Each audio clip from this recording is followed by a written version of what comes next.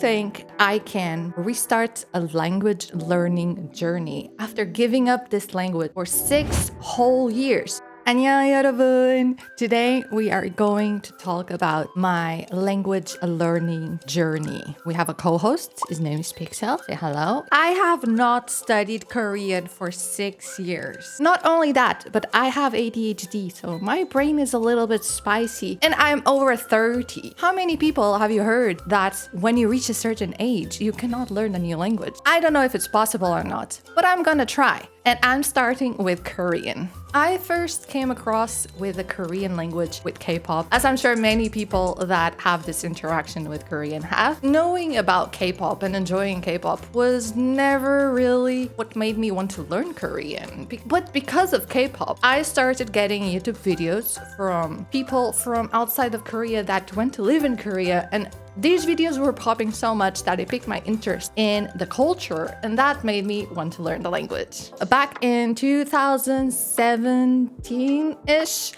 I started studying. I picked up some books because back then there were not as many online resources as nowadays. I learned how to write, I learned some basic phrases, and in 2018, I flew to Korea. I was lost. I knew how to say hello and thank you and please. I loved my 3 months in Korea. It was so great. I love Korean food. I love the culture, but I didn't really learn how to speak Korean. And when I came back, I went into this very post-holiday depression and I never touched Korean again. Last year, for the most random reason you might think of, my brain decided, hey, why don't we learn Japanese? Because I tried Korean and I didn't really learn it. Instead of picking up Korean again, I started learning Japanese, a language that I thought for many years was too hard because there's 3 alphabets. Crazy language, right? Some helpful online resources because, like I said, now there's so many online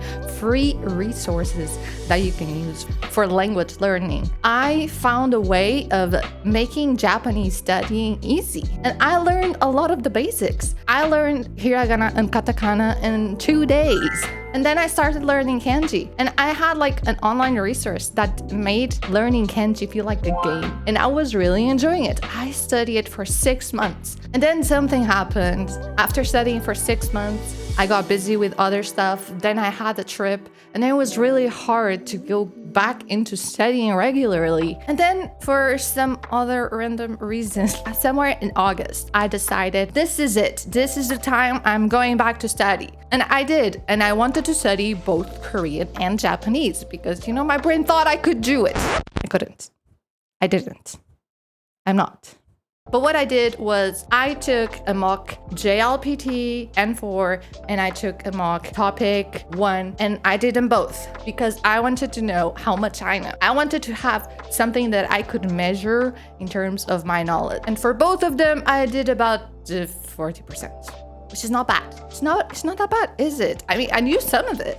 By doing these mock tests, I realized what I felt I was lacking the most was vocabulary. Because if you know all of the words in a sentence, even if you do not understand the exact grammar, you can still understand what is being said. So I decided to go all in vocabulary first and see where that takes me. I tried doing Korean and Japanese, but in reality, my brain could not cope with it. And I was a lot more motivated for Korean than Japanese. So I'm focusing in Korean right now. So what does this all mean for YouTube, for me, and what's gonna happen now? Right now, I'm focusing on studying Korean, mainly vocabulary, but not leaving out the grammar. My goal is to take the TOPIK I mock test again 6 weeks from when I first did it, which is somewhere around September. And I will update you guys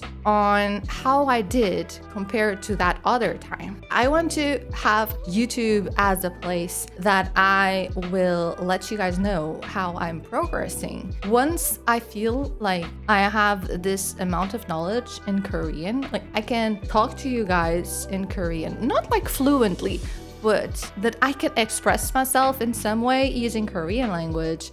And I feel like I have a base that I don't need to study 2 hours every day. I will reduce Korean studies and introduce the Japanese again. That is like my plan to the future. And there's more. There's more. Because knowing Korean and Japanese is not enough for me. I want to learn Mandarin. Were you expecting that? So whether you are interested in Korean, Japanese, language studying in general, or just want to see my journey, don't forget to click here and subscribe, okay? And also there's here another video. I am doing this really cool thing where I'm challenging myself to make at least 1 or 2 videos per week on YouTube. And I talk about that here. So click here.